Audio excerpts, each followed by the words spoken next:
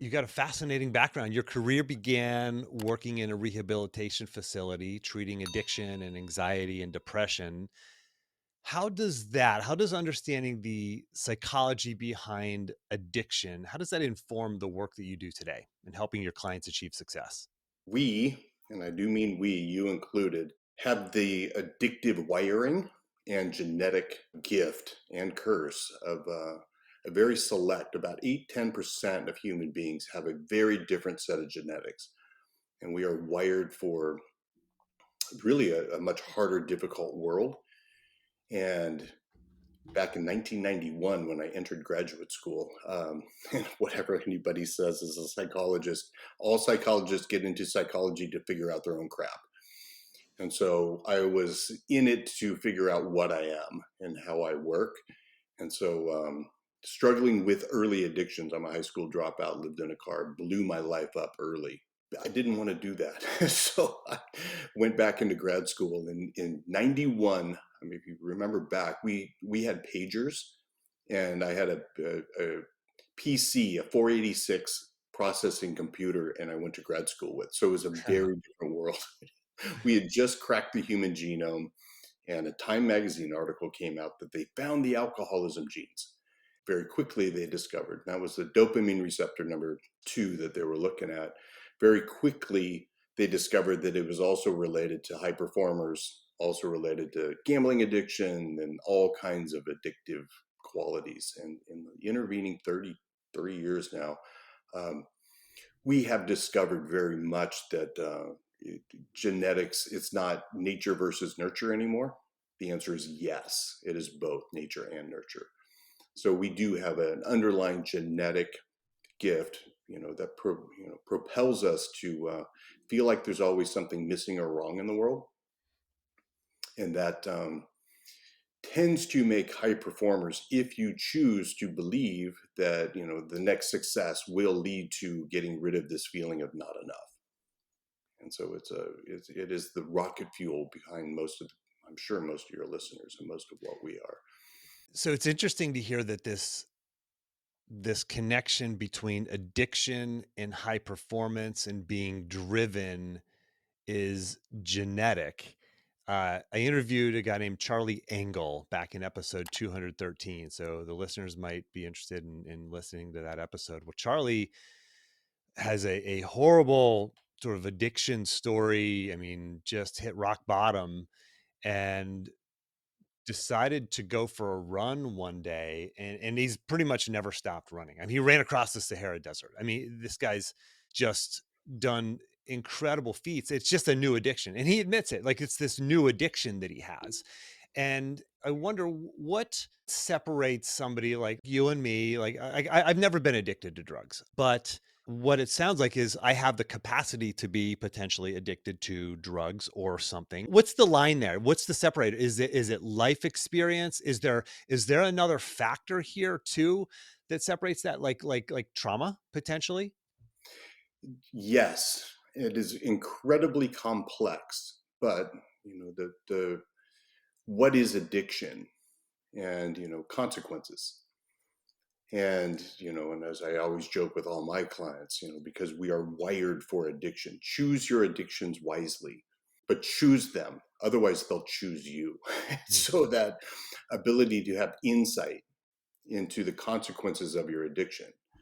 And, as I always joke, a recovering Ironman triathlete, I Ironman for 10 years. And those are neurochemicals that I became addicted to. They were just, released in my body by intense exercise. And the consequences, I have hip issues and knee issues at 55. And is the consequence of the addiction outweighing the benefit? And that's the classic model of addiction. My early addiction, and profoundly grateful, and this leads into my doctoral research and really what I'm hoping this conversation gets into, was this awareness that I was not in control of myself any longer with my addictions. Hmm. And so at 16, I discovered how to freebase cocaine, which is what blew up Richard Pryor. And this was mid 80s. And, it's a liquid ether and cocaine, freeze the base, and then you smoke it. And it is profoundly addicting. And Hmm. I could not stop. And so, who's really in control of me? And that led into my doctoral dissertation about self-sabotage. And again, this was back in the mid 90s, and we didn't have the functional MRI like we do now. We didn't really understand who's in control of the human being. And so, for an addictive person like I am, which feels like there's the dopamine receptors that I'm gifted with, dopamine receptor number two is boredom. And most people, 95% of the world, don't experience boredom. They don't know what it feels like to feel lazy. And so I'm sitting on the couch and God, I just feel lazy. I need to get out. I need to go do something. And I, corner most of my understanding of drivens as, the hunter farmer theory that 5,000 years ago, most of the human species adapted to this boring, predictable, safe agricultural world where we have the hunting genetics where we very quickly, if we're stuck in the cave for too long, feel like there's something missing or wrong. Where if farmers felt that, they would get away from their crops. Hmm. If we didn't feel that, we'd never get out of the cave and go survive.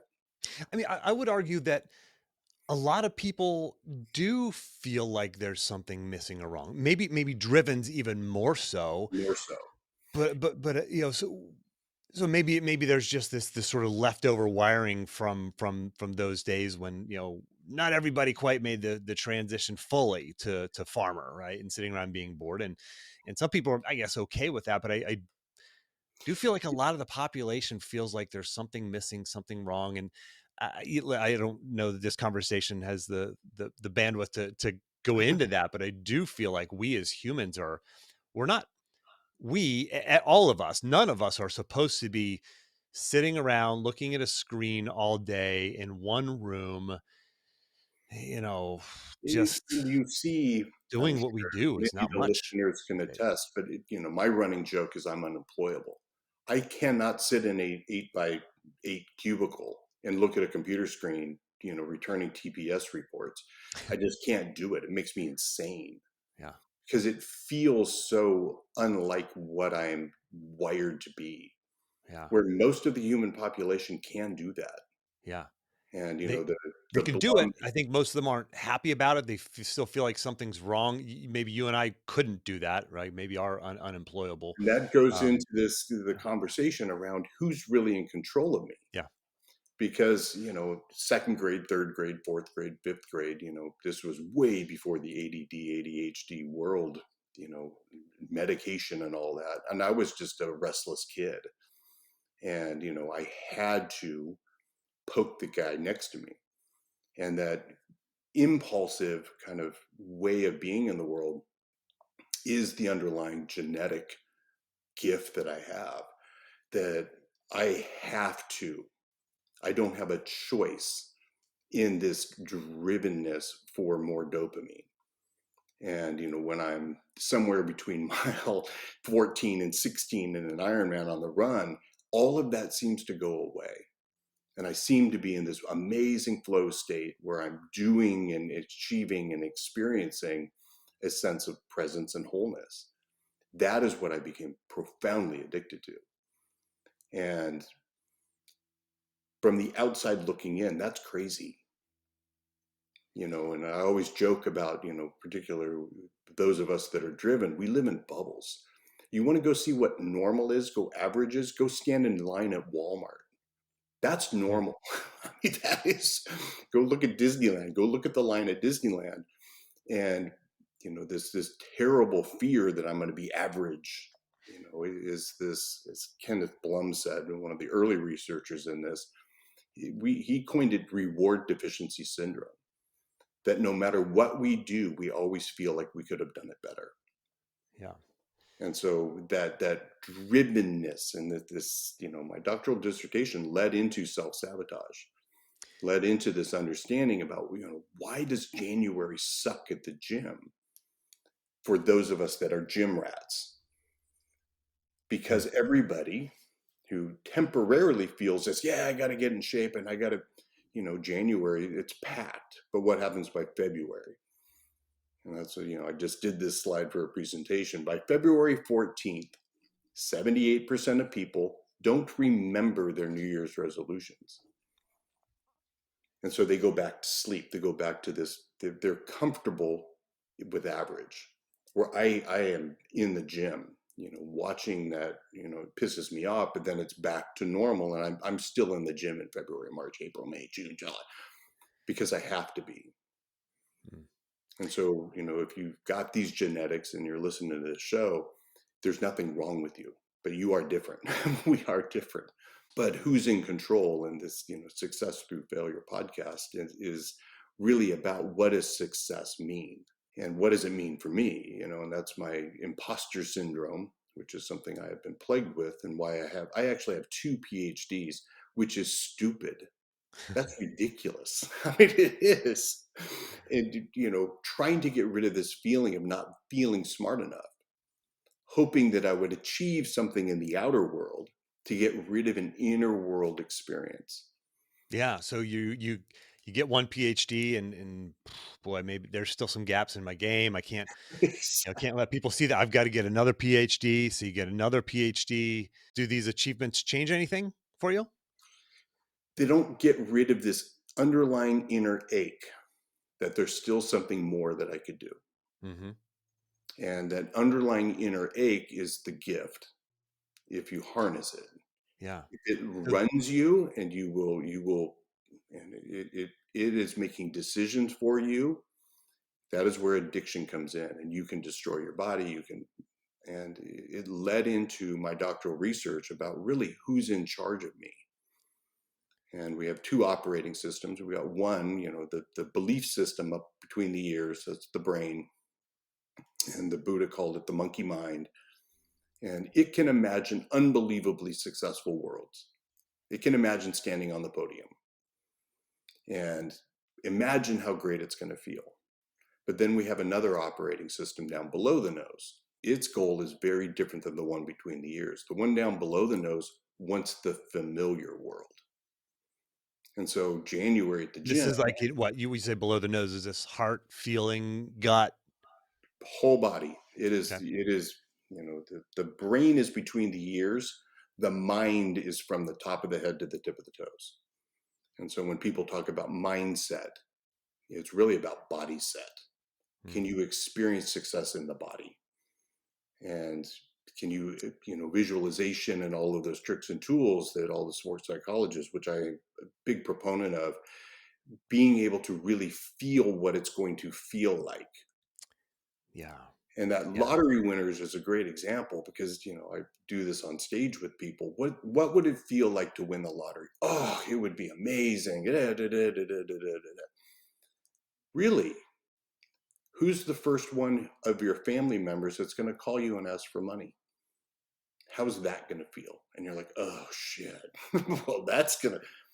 And so the reality versus the fantasy. Hmm. How will it really feel to win the state champions? Oh, it'll be amazing. Will it? And so it's seeing how the difference between what's happening between your ears and the reality of winning. Yeah, and also just the belief that you can win. Like you can believe it at a logical level, Correct. at the brain, but in the mind, the rest of the body, do you actually believe and feel that this thing can happen?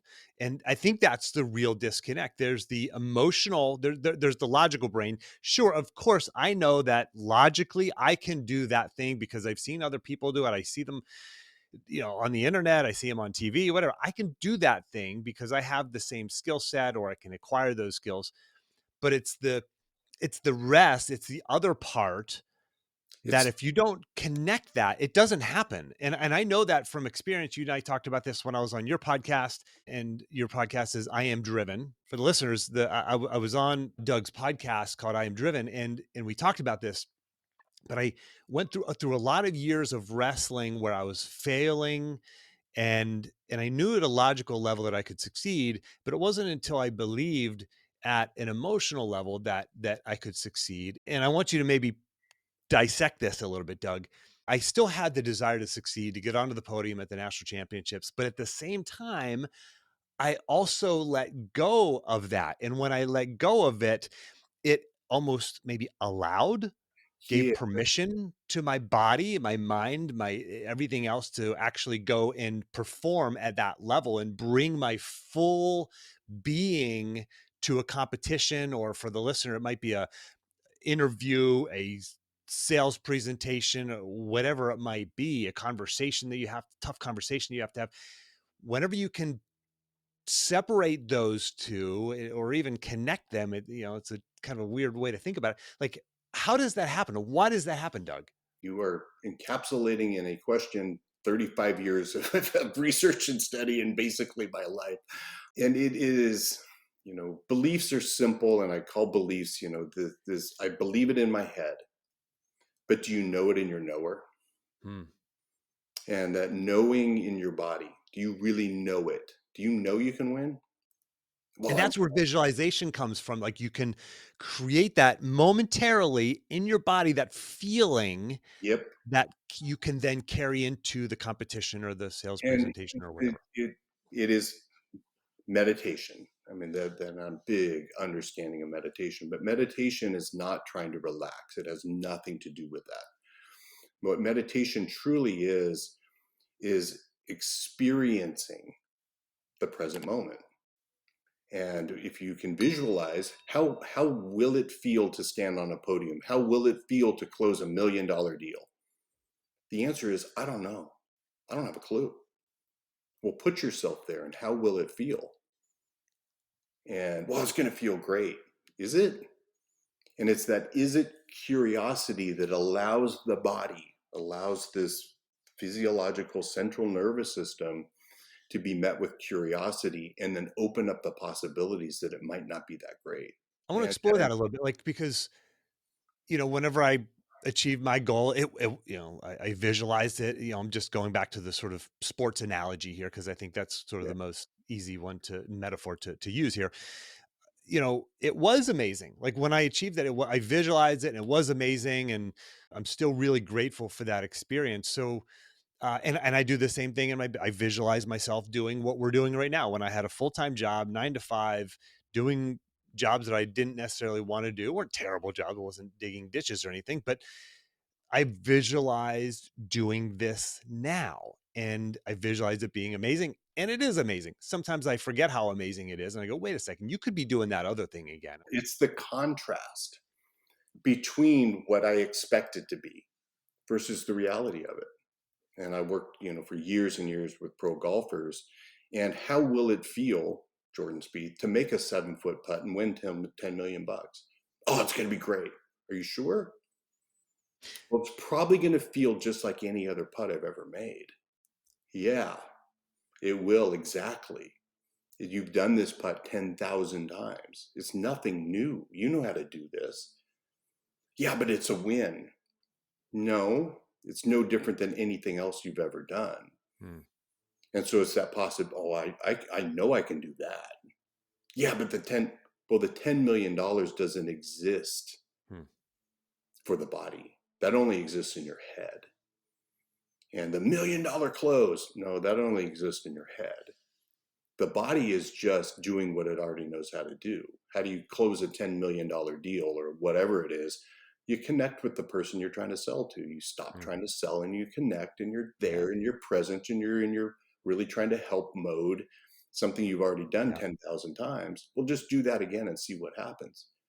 Yeah, but my head thinks, yeah, exactly. Your beliefs are getting in the way of your win. And that ability to discern that and feel into the difference that I've already done this. This is nothing new. And that's my joke about, golfers is their body knows how to go and hit a 62 any day of the week. And it's their head that gets in the way.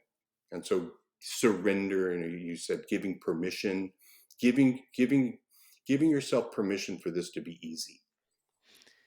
For the listener who's sitting there saying, yeah, but I don't, I'm not competing on a golf course or a wrestling mat or anything, like, how does this really apply to me? I wake up and, kids and work and, life. It's just kind of a bunch of busyness for me. I really want to get to that next thing. I maybe don't even know what that next thing is, but I want more out of my life. I want to make more money. I want the bigger house, the better car, the whatever it might be.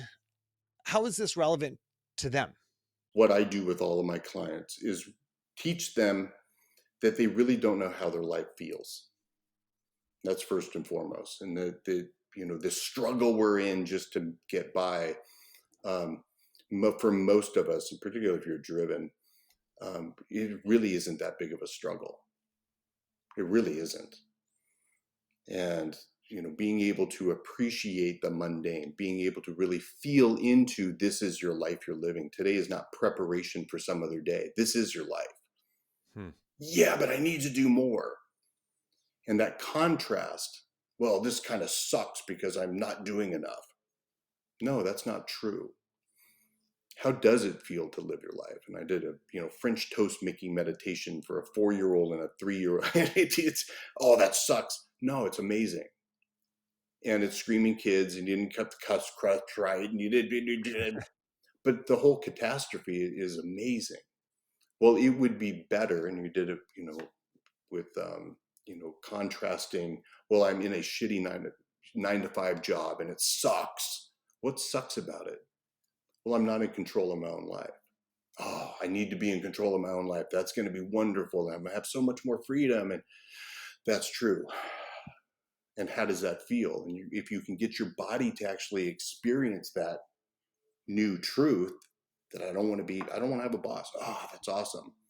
But what else is it going to be? Holy crap, I don't have a boss. Holy crap, I'm responsible for all of it now. That kind of, and you can feel into the reality of it.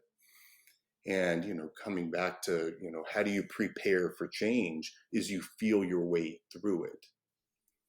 And, you're open to the good and the bad, the wholeness of the experience. And it allows you to get out of your expecting head that's ruining everything and really feel into the possibility. And, I know how to manage money. Do you? And if you don't have a boss and you don't get a W-2 check anymore, it's like you better really figure out how to manage money. Well, how does it feel to manage money? Well, it's scary. Is it? No, it's math.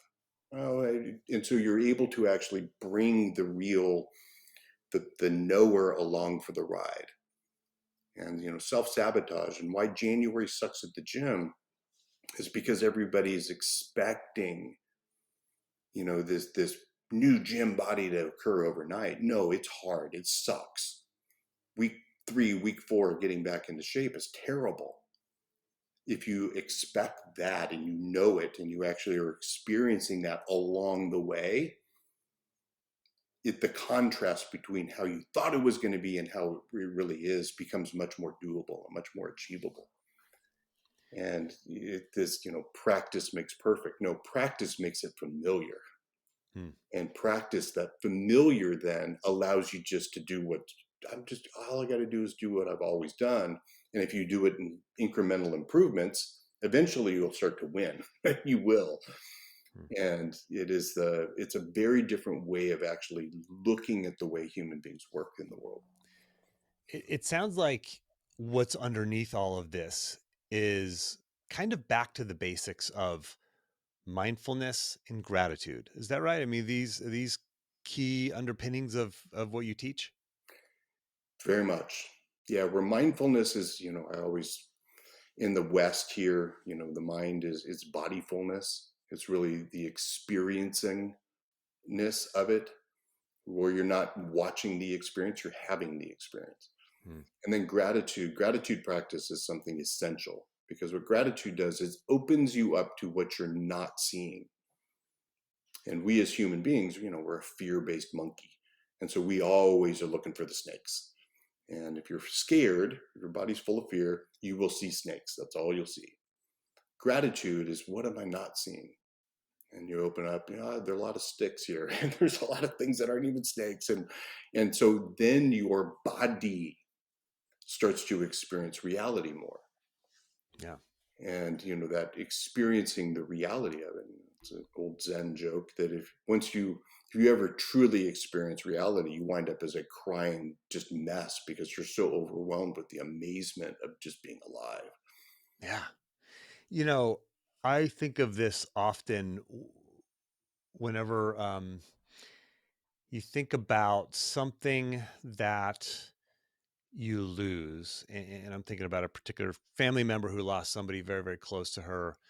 And, and, you know, if you could just have that person back for a day, the overwhelming joy that would come would be incredible. But we had that person prior to that for a day, and we weren't joyful then, right? And I think about that now, like all of these things, that we take for granted, people and things. I pulled up my journal as we were talking here. I'm in the middle with my clients, my whole community of clients. We're doing a challenge right now, and everybody sort of designs their own challenge. There's all these great challenges out there, Whole 30 and 75 hard. It's like, well, we create one specifically for everybody creates their own. And for me, one of the things that I do is I write down 3 things I'm grateful for every morning. And today I wrote down clean water. Pretty freaking amazing. There are a lot of people in this world who would love to have clean water. Heat and air conditioning, a comfortable home. I agree. Pretty amazing, really, when you think about it, right? And then friends, just old and new friends. Like, my goodness. And that little, just small, tiny dose of gratitude just changes the course of your day and your mindset. And there's just a ripple effect of that. And, And and so for the listener, brings like it that, you brings actually me have to do the stuff to make it work. and teaching all of my clients, and we have such a cortisol addiction, particularly driven people. We're wired for a harder world, and we make our world so hard compared to most. Hmm. We do hard shit. That's where we feel most alive. Um, and I don't want to give up my fear because it's the thing that's driving me. And it's actually the opposite of all of my research, and that came out of my doctoral dissertation. Is that when you open yourself up to the newness of gratitude and appreciation and all of these things, wins become easier Hmm. because more than just expecting, you're anticipating the good feelings, and the path to the good feeling becomes much more obvious. What you need to work on becomes much more obvious, and it is, as you say it, the mindset, the body set changes. And throughout the day, then you will notice more things that you're grateful for that you normally are tuning out. And the habit becomes infectious. And while I won't work as hard as I used to, true, but your efficiency goes through the roof and your successes go up. And all my clients, it takes about a year or two to really break this fear-based driven habit. But Mhm. once you do, then it's better has no finish line, and you can really launch your world into something better. So for the listener who's all in on this, they're bought in, they're saying, okay, now what? What do I do, Doug? Maybe it's something they can do in the next 24 to 48 hours, or maybe it's a habit or a routine to install into their lives. What's actionable here? So the simplest trick that I teach people is to discern. And so being able to figure out, well, that's my monkey mind. There's my belief system, judging and thinking and da, da, da, da, and being able to feel and contrast that to actually the body. And very simply, the gratitude practice is fantastic. Meditation is what I teach, and I start everybody at a 1 minute 5 breath meditation in the morning, because your monkey mind will very quickly go, I don't need to do that, forget it, it's not that important, and try to actually talk you out of it.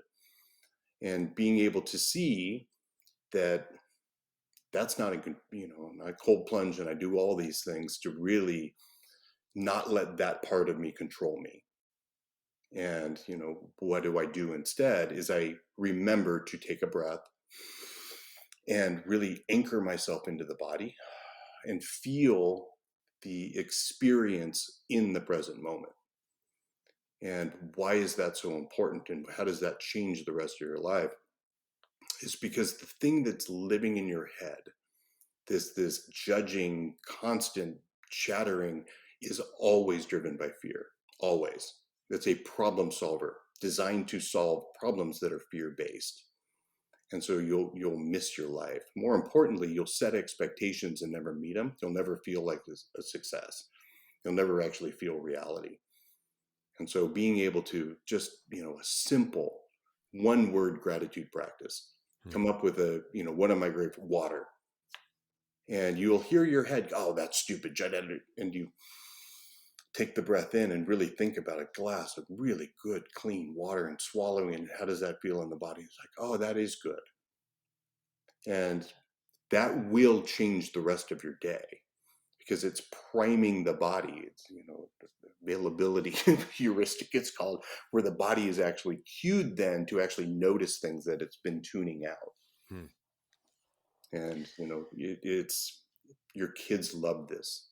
Your wife loves this. The people around you love this because then you're much more likely to meet them with that same curiosity and experience them.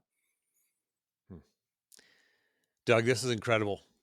For the listener who wants to learn more, go deeper on this, where can they find you, follow you, listen to your podcast, buy your book, etc.? Yeah, so everything Dr. Doug is imdriven.com. And yeah, Megan, my co-host, she's D1. She was number one pick for volleyball, 6'4". She's Ohio State. So she's we talk about all this stuff. And then I got a new book coming up, my old, the Driven, Understanding and Harnessing the Genetic Gifts of Navy SEALs, Entrepreneurs, Professional Athletes, and Maybe You. Available on audio. You can get the first 3 chapters, I think, free on my website. And then I got a new book coming out in April that I'm excited about. So Excellent. things are cooking. Yeah. Yeah. All right. Well, we'll keep an eye out for the book. Doug, thank you for the insights. Thank you for the time. Appreciate what you're doing in the world. Thanks, brother. It's fun.